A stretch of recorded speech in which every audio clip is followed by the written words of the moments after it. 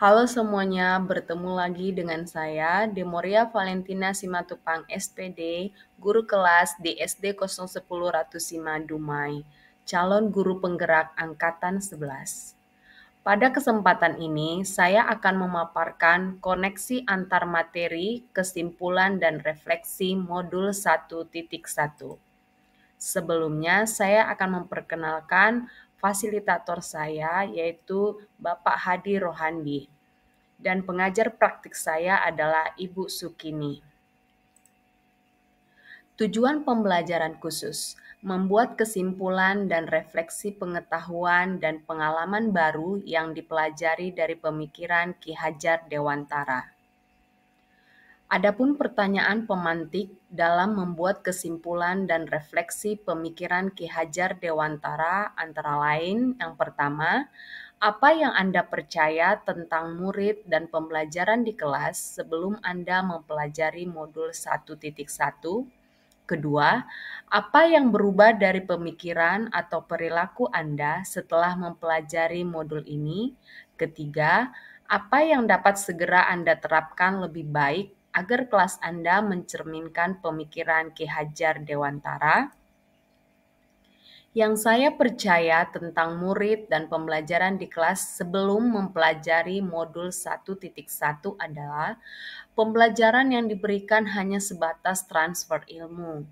Peran saya sebagai guru lebih dominan dibandingkan dengan siswa dan menuntut siswa-siswa saya untuk menguasai materi yang saya berikan dengan cepat. Saya sering memberikan PR ataupun tugas rumah dengan jumlah yang banyak. Saya lebih mementingkan aspek kognitif dibanding aspek keterampilan dan sikap, karena saya berpikir siswa yang berhasil adalah siswa yang dapat mencapai KKM. Saya juga kurang memperhatikan siswa-siswa saya ketika pembelajaran. Tak heran jika kelas menjadi ramai, sementara saya fokus dengan pekerjaan saya yang lain.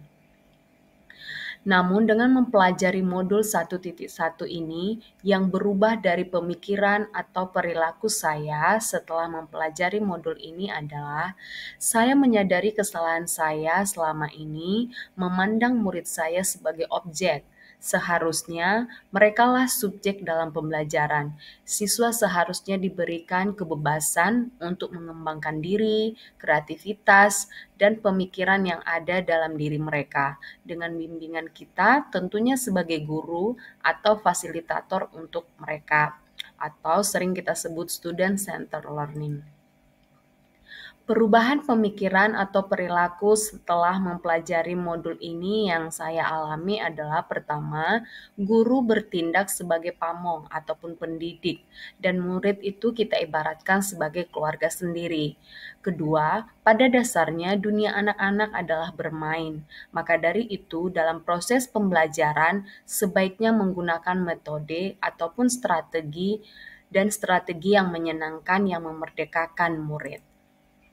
Yang saya lakukan di kelas agar suasana kelas mencerminkan pemikiran Ki Hajar Dewantara adalah yang pertama, merancang pembelajaran yang menyenangkan. Kedua, menjadi fasilitator, motivator, sekaligus inspirator bagi siswa.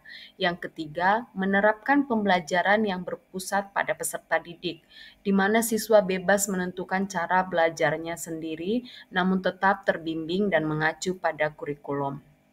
Berikut adalah gambar ataupun dokumentasi yang sudah saya terapkan di sekolah saya. Terakhir, kesimpulan yang dapat saya paparkan setelah mempelajari modul 1.1 ini yang pertama, pendidik hendaknya menuntun segala kodrat pada siswa. Yang kedua, siswa adalah hal yang paling bernilai, maka guru harus menerima keanekaragaman karakteristik siswa sesuai dengan kodratnya. Ketiga, guru diibaratkan sebagai petani, maka guru harus mampu memfasilitasi tumbuh kembang segala kekuatan kodrat siswa melalui penciptaan ekosistem belajar yang menyenangkan. Yang keempat, menerapkan metode AMONG untuk mencapai tujuan pendidikan nasional. AMONG berarti menjaga, membimbing, dan mendidik murid dengan kasih sayang dan keikhlasan sesuai kodrat dan minat murid untuk menemukan kemerdekaannya dalam belajar.